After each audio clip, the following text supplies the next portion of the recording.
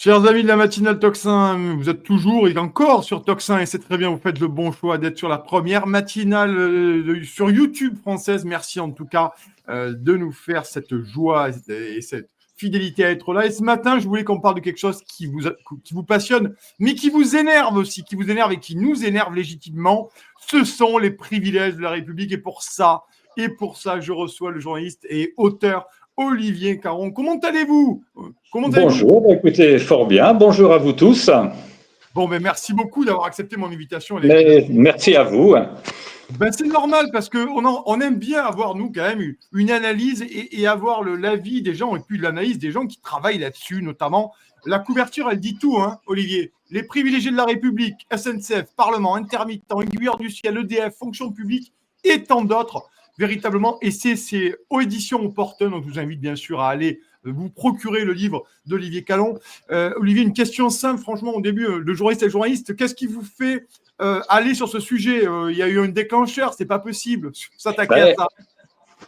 Écoutez, le déclencheur, il est… Oui. Il y a eu… Figurez-vous qu'un jour, je dînais avec un retraité d'EDF. D'accord. Qui était un ami d'amis. Bon, bref, on parle. Et là, il parle. Vous savez, quand on travaille à EDF, on ne paye pas sa consommation d'électricité. Voilà. Ouais. Donc, très bien, on parlait de ça. Et quelques jours après, vous savez, je vois la publicité pour EDF en disant « L'énergie est notre avenir, économisons-la », qui est un message tout à fait pertinent. Mais je me suis dit quand même, c'est un peu bizarre que EDF pousse les consommateurs à réduire leur consommation et en même temps, pour ses salariés, actifs et retraités, je dirais pas qu'il les incite à la gaspiller, l'électricité, mais enfin, quand on ne paye pas son électricité, je pense qu'on éteint moins les lumières, on fait moins attention, on met la clim, etc. Donc, j'ai trouvé le hiatus quand même un peu fort de café, si vous me permettez l'expression. Et à partir de cet exemple qui est très quotidien, très banal, voilà, j'ai voulu creuser un petit peu plus du côté d'EDF, et puis de là, d'un certain nombre d'institutions, de professions, qui me paraissent jouir, voilà, non pas d'avantages, mais de privilèges, ce qui n'est pas tout à fait la même chose qu'est j'ai envie de dire, le cran au-dessus. Voilà. Oui, parce que, alors c'est intéressant, parce que moi j'aime bien ces livres-là, il est très intéressant parce qu'on apprend plein de choses et ça énerve. Franchement, ça agace. Alors ceux qui ne veulent pas être agacés, ne lisez pas le bouquin d'Olivier Caron, vraiment. Lisez-le quand même, Oui, je sais bien, mais bien sûr, là, je sais que nos lecteurs veulent noter. Je comprends que ça puisse énerver. Moi, ça m'a énervé aussi en l'écrivant, je peux vous dire. Mais je sais, c'est pour ça que c'est bien de lire ce livre-là. On va en parler ce matin avec Olivier Caron, parce que ça permet de structurer et d'avoir des idées d'ordre de grandeur de ces privilégiés de la République. C'est pour ça qu'il faut absolument se jeter dessus, parce qu'il est vraiment très intéressant et très pédagogique et il est très facile à lire. Je vous invite. Là-dessus, ce que j'aime bien, c'est que dès le début, Olivier, vous définissez ce qu'est privilège. Immédiatement. Il y a quand même un préambule, ça permet de cadrer aussi le propos. Voilà, et de voir les différentes notions et définitions de privilège. Si vous voulez, un privilège, c'est, pour le définir très rapidement, un avantage qui échappe au droit commun et à la règle commune. Hein. C'est ça. Alors, essentiellement, j'ai envie de dire, dans 4 domaines. Hein. Je parle essentiellement du secteur public et parapublic. Hein. Le privé, c'est tout à fait une autre question. Hein. Alors, ces privilèges, ils peuvent être dans 4 domaines. 1, évidemment, la rémunération. 2, le temps de travail. 3, la retraite. Et 4, un certain nombre d'avantages annexes du genre logement de fonction. Quand on parle d'EDF, abonnement qu'on ne paye pas la consommation, SNCF, les voyages qu'on ne paye pas. Voilà, un certain nombre d'avantages comme ça qui sont connexes à la fonction ou à l'institution. Voilà, c'est surtout sur ces 4 domaines-là que j'ai ciblé un peu ces privilèges qui sont donc des avantages qui échappent au droit commun. Mais qui sont, alors je précise tout de suite, parfaitement légaux. Tout ça est parfaitement légal. Mais c'est souvent assez peu connu et surtout, j'ai envie de dire, souvent c'est très opaque. Et quand c'est opaque, ça peut favoriser quelques soupçons. Voilà. Tout à fait. Et surtout dans des temps d'effondrement économique comme nous les vivons aujourd'hui, parce que c'est ça aussi c'est ça qui est très important. C'est ça qui est très important. Ouais. Absolument. Tout ça, ça coûte extrêmement cher. Alors, quand la situation économique va bien, quand les finances publiques vont bien, pourquoi pas? Après tout, tant mieux si des gens ont des privilèges. Mais quand les finances publiques sont, comme aujourd'hui, dans le rouge et même le très rouge, on se dit qu'il y a quelque chose qui va pas très bien là, que c'est pas très normal. Voilà, c'est pas très normal. Moi, je ne juge pas. Le lecteur jugera chaque situation. Il dira c'est normal, c'est pas normal, c'est scandaleux ou ça l'est pas. Moi, je ne juge pas. J'expose un certain nombre de cas de privilèges, à chacun de faire sa religion après. Ouais, c'est intéressant. Il y a plein de choses. On va en continuer à en parler avec Olivier Canon qui est là aujourd'hui et je le remercie d'avoir accepté l'invitation de Tocsin. Chers amis, partagez, likez, bien sûr, notez les références des livres. Je le sais, je n'ai même pas besoin de vous le dire. Sur Tocsin, vous êtes de très gros lecteurs. Une citation, parce que j'aime bien, moi, ces citations. On renvoie toujours à une époque révolue. Souvent, malheureusement d'ailleurs, vous parlez d'une citation, Voltaire qui écrivait dans son traité sur la tolérance en 1763. C'est pas hier matin, chers amis. Je cite, il ne s'agit pas de donner des privilèges immenses, des postes de sûreté à une faction, mais de laisser vivre un peuple paisible. Voilà la question. C'est ça la réalité. C'est ça le début de la révolte de la jacquerie aussi. Et oui, c'est ça. Et parce que ces privilèges-là, qu'est-ce que ça favorise? Ça favorise l'inégalité. Pourquoi certains bénéficient de ces avantages et pas d'autres alors qu'ils ont la même formation, le même métier? Donc ça favorise effectivement l'inégalité. Et l'inégalité, on regarde souvent dans l'assiette du voisin. Et quand on voit que dans l'assiette du voisin, c'est mieux que dans la sienne, c'est jamais très favorable sur un plan de la cohésion sociale d'un pays. C'est ça qui est très gênant. C'est un, que ça coûte très cher dans une période de difficulté, et que deux, ça provoque des réactions d'envie, d'inégalité. Voilà, et l'inégalité je vous rappelle quand même que l'égalité figure au fronton des mairies, des écoles, et qu'on est un peuple très attaché à l'égalité, et c'est formidable. Donc, quand il y a des inégalités, ça nous chatouille un peu aussi, quelque part. Voilà. Et c'est d'ailleurs les privilégiés qui viennent vous dire sur certains plateaux télé qu'il va falloir faire des efforts. Je pense notamment à Pierre Moscovici. On peut en discuter. On va en parler d'ailleurs. Bon, pas de la Cour des comptes, mais du moins des sénateurs et députés, parce que ça, c'est des questions qui sont très importantes. Et on n'en parle absolument jamais. C'est assez formidable. Mais tout de même, vous dites le coût annuel des privilèges du secteur public. Il faut bien identifier, le privé, c'est l'argent privé. Ils vont prendre ce qu'ils veulent de leur argent. Voilà. Mais le public, c'est le nôtre, chers amis. Et oui, c'est nos cotisations, c'est tous nos impôts. Le coût annuel des privilèges du secteur public, Olivier Canon, vous dites que c'est estimé à 23 milliards d'euros. Oui, c'est pas moi qui l'ai chiffré, bien évidemment. Oui. C'est le chiffre qui circule. Moi, je me suis, si vous voulez, beaucoup appuyé sur les rapports de la Cour des comptes. Les rapports de la Cour des comptes qui sont extrêmement bien faits, qui sont très précis, qui sont extrêmement documentés et qui en plus comportent des propositions. Alors évidemment, c'est quelquefois un petit peu ardu à lire les rapports de la Cour des comptes, mais moi j'ai été vraiment assez épaté par leur qualité. Alors le problème, c'est qu'ils ne sont pas forcément toujours suivis des faits. N'empêche que ces documents-là sont des documents extrêmement précieux, me semble-t-il, qui devraient être plus connus ou plus diffusés, je ne sais pas. Mais moi, je me suis beaucoup appuyé sur ces rapports-là, qui sont chiffrés, mais alors à l'euro près. Et moi, ça a beaucoup nourri mon enquête, bien évidemment. Oui, parce que 23 milliards c'est colossal. C'est colossal. On parle de privilèges. On parle de privilèges là aujourd'hui. On parle que de ça, concrètement. Oui, et puis le phénomène du privilège aussi, c'est que c'est une espèce de millefeuille. Si vous voulez, un privilège appelle un privilège, et tout ça au bout d'un moment, ça fait une montagne de privilèges, parce qu'on appelle ça des avantages acquis, et que par principe, on ne revient pas sur un avantage acquis. On peut donner un exemple tout simple, à la SNCF par exemple.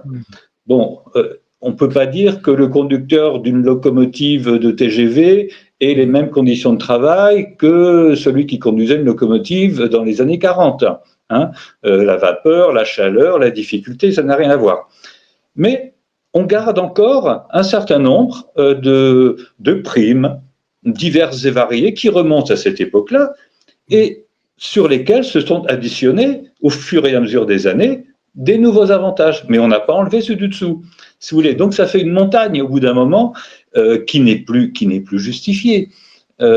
Autre exemple, moi, qui m'a quand même frappé, bon, qui est anecdotique, mais quand même, à la RATP, il existe encore une prime machine à écrire. Pour vous dire, je ne sais pas qui se sert encore d'une machine à écrire, n'empêche que la prime, elle est restée. Voilà, il y a plein d'exemples comme ça. Ça paraît absurde, mais voilà, les avantages, les privilèges s'accumulent et voilà, au fur et à mesure des temps, voilà. Alors, je voudrais qu'on nous reste encore un petit quart d'heure ensemble et merci d'être là ce matin. Je voudrais qu'on aille sur les anciens présidents de la République, les anciens premiers ministres. Là aussi, on a quand même des records même du monde, manifestement. Valéry Giscard d'Estaing, vous dites que c'est l'ancien président le plus coûteux. Là-dessus, c'est pareil. Ces gens ont véritablement tous les heures de la République, ils les suivent même après le fait qu'ils ne soient plus présidents. Oui, c'est ça. Alors, on peut aussi considérer que c'est normal et qu'on leur doit aussi un certain nombre d'avantages qui tiennent à la sécurité, à leur sécurité, qui tiennent, on leur fournit un bureau, des collaborateurs. À la limite, c'est pas scandaleux. Moi, ce qui me paraît peut-être un peu plus scandaleux, c'est que ça dure aussi longtemps. Vous parliez du président Giscard d'Estaing, qui a quitté ses fonctions en 81 et qui est mort, il y a 3 ans à peu près, peut-être, je me souviens plus exactement. Donc pendant toutes ces années, il a bénéficié d'un service de sécurité absolument considérable pour son logement parisien, pour son château en Auvergne. Tout ça, ça mobilisait des dizaines de gendarmes qui auraient peut-être été mieux utilisés ailleurs, et ça coûte un argent fou. Alors qu'on fasse ça pendant 2-3 ans, je trouve ça tout à fait normal. Mais bon, peut-être. Alors tout ça est en train quand même de changer un peu. Il faut aussi voir le verre à moitié plein. Si vous avez du positif, on est prêt à le prendre, Olivier. Si vous avez du positif, on prend tout. Il y en a. Non, honnêtement, il y en a du privilège. Vous parliez tout à l'heure des parlementaires. Oui, mais je vais en parler, oui. Ah oui. Alors bon, on a beaucoup parlé des avantages des parlementaires, des choses pas forcément toujours très claires qui se passaient avec, vous savez, chaque parlementaire dispose d'une réserve d'argent destinée à financer ses activités professionnelles. Oui. Alors bon, ça n'a pas toujours été utilisé dans ce cadre-là. Il y a eu pas mal d'abus. Oui, sauf que maintenant, depuis quelques années, il y a à l'Assemblée ce qu'on appelle un déontologue, qui est nommé par les députés et qui est chargé de surveiller toutes ces dépenses. Donc aujourd'hui, il n'est plus question d'utiliser cet argent pour partir en vacances, pour faire des travaux chez soi, comme ça a pu être le cas autrefois. Donc de ce côté-là, et moi je voudrais vraiment insister là-dessus, sur le personnel politique. De ce côté-là, il y a eu énormément de progrès. En plus, maintenant, tout se sait, avec les réseaux sociaux, etc. Donc c'est pas forcément par vertu, mais c'est parce qu'ils sont beaucoup plus contrôlés, beaucoup plus surveillés qu'avant. Et donc, de ce côté-là, moi, je pense qu'il y a eu vraiment de gros progrès de fait. Voilà. Mais ça, c'est pour le personnel politique qu'on a souvent tendance à critiquer. Je pense que c'est souvent très injustifié. Il n'en reste pas moins qu'il y a plein de situations. Par exemple, on parlait du Parlement. Bon, il y a les députés, les parlementaires, mais il y a aussi tout le personnel. Et oui, je voulais vous en parler du personnel, parce que c'est quand même énormissime ce que vous dites. Alors là, par contre, on peut dire que c'est vraiment des situations extrêmement privilégiées. C'est même pas un fromage, c'est un gouda, un Lerdamer, un reblochon. Oui, exactement. Et c'est pour ça qu'il y a très peu de turnover, parce qu'il ne faut pas s'étonner, c'est quand même des places en or. Sur le plan du traitement, il y a des primes. Alors, il y a une forêt de primes. On ne sait pas très bien pourquoi. Une prime de travail de nuit, même quand on ne travaille pas la nuit. Enfin bon, là, il y a une vraie opacité. Donc, du côté des gens qui travaillent à l'Assemblée nationale, qui travaillent au Sénat, et qui travaille dans cette troisième assemblée dont on ne parle pas beaucoup, mais qui pourtant cumule les privilèges, qui est le Conseil économique, social et environnemental, le fameux CESE, qu'on appelle aussi le Club Med de la République, et c'est pas sans raison. Voilà. D'ailleurs, il y a eu des chiffres, Olivier, là-dessus. Hein. Il y a eu les rémunérations des conseillers, des cadres, de Thierry Baudet aussi, qui est président du CESE. C'est une folie. Hein.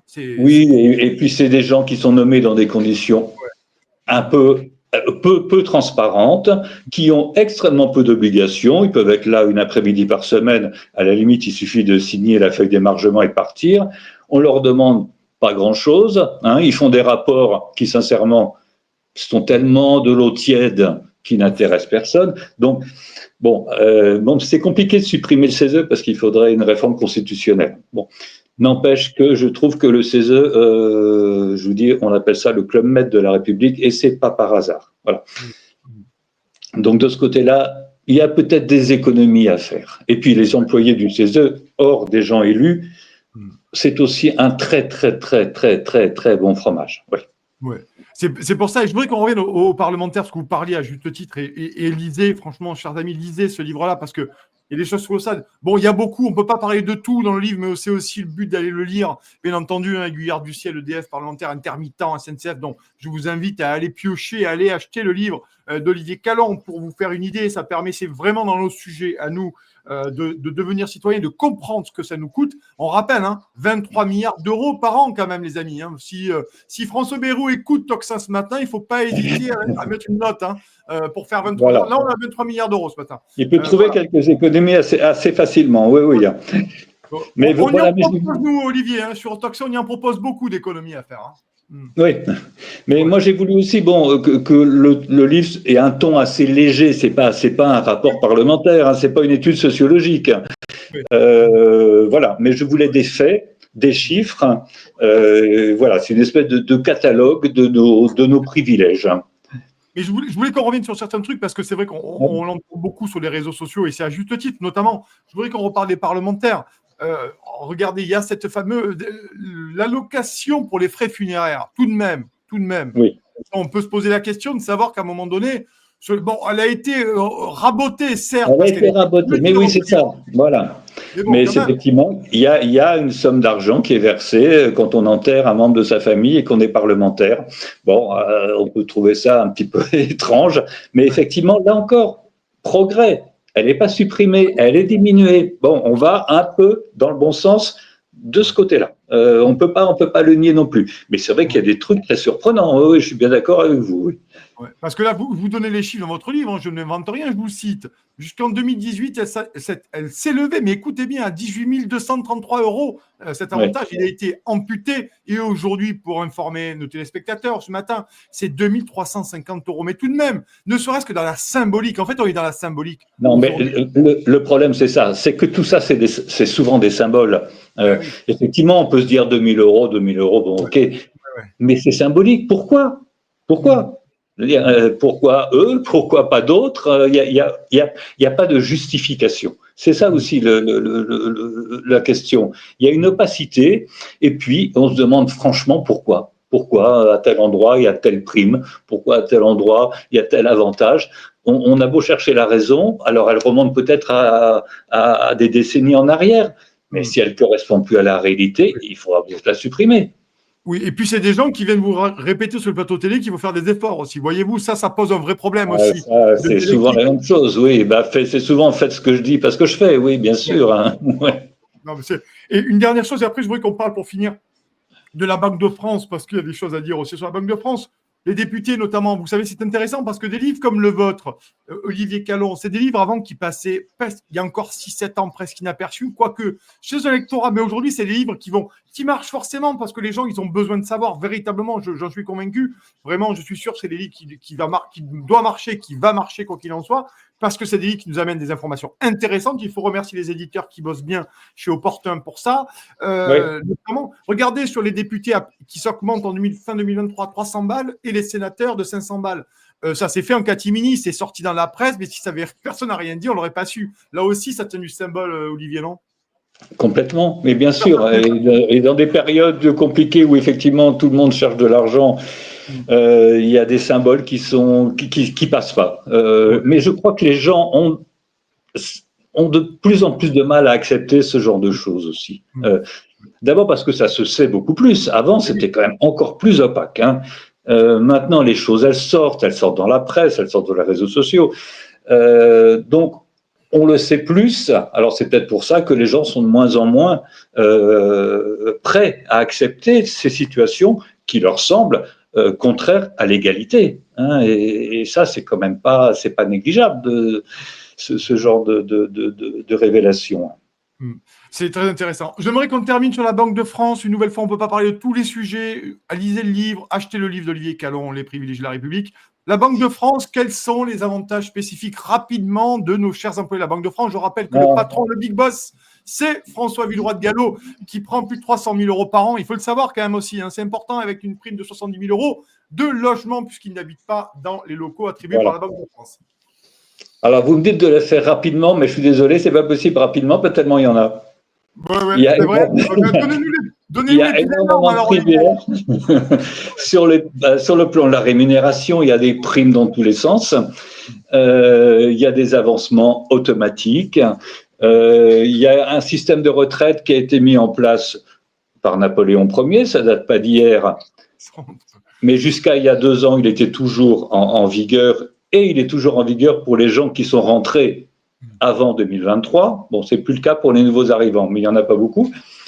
Il y a des logements de fonction. C'est que la Banque de France est un immense propriétaire foncier. Et là encore, la Cour des comptes régulièrement dénonce l'opacité totale de ce patrimoine foncier. On ne sait pas très bien qui en bénéficie, pourquoi il y a tel prix de loyer. Effectivement, vous parliez du gouverneur de la Banque de France, qui effectivement a un magnifique appartement de fonction qu'il n'occupe pas, il préfère occuper son propre logement, mais moyennant quoi, la Banque de France lui verse tous les mois à peu près, je ne me souviens plus, mais je crois que c'est 7 000 euros de compensation. Oui, voilà. Et son appartement de fonction est à son numéro 2. Bon, voilà, il y a des choses, bon, ça c'est énorme, mais il y a un CE, qui s'appelle le CSE d'ailleurs de la Banque de France, qui est quand même un des plus généreux de France. Ce sont des fonctionnaires particuliers parce qu'ils ont à la fois la sécurité de la fonction publique, mais ils ont à la fois un intéressement, qui est une prérogative plutôt du privé. Hein.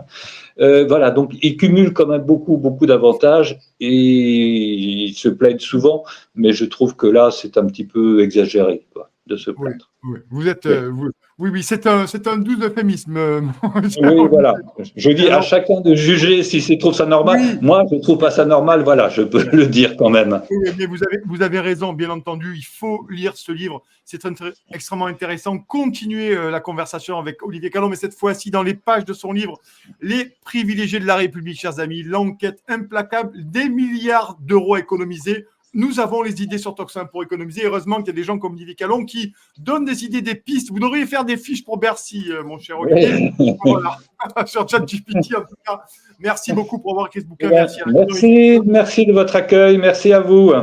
C'est normal. Et merci à Maison Édition qui a fait le maximum pour que vous puissiez venir parler de ce livre. Oui, très bon éditeur, je le souligne. Voilà. Exactement. Et les éditeurs qui bossent bien, il faut les aider aussi, chers amis. Exactement. Merci, on vous souhaite une excellente journée, un excellent vendredi, un excellent week-end. À très bientôt. Et on attend impatiemment le prochain. Voilà. D'accord. Je note. Merci. Merci beaucoup. Bonne journée. Et nous, on poursuit la matinale. Merci. Au revoir. Chers amis, n'oubliez pas de vous abonner à la Gazette du Tocsin sur tocsin-media.fr/gazette. Vous savez, tous les jours, Valentin vous écrit dans votre boîte mail, vous recevez le meilleur de la matinale. C'est un courriel, donc impossible à censurer par le système. C'est condensé, c'est fait pour ceux qui n'ont pas le temps ou qui préfèrent lire, tout simplement. C'est aussi une version courriel qui peut être partagée. C'est spécialement conçu pour être transféré en un clic. Bref, c'est la version efficace pour pouvoir diffuser au mieux nos idées et les véritables informations. Pour recevoir gratuitement la Gazette tous les soirs, inscrivez-vous donc tout de suite sur tocsin-media.fr/gazette, tocsin-media.fr/gazette. À bientôt.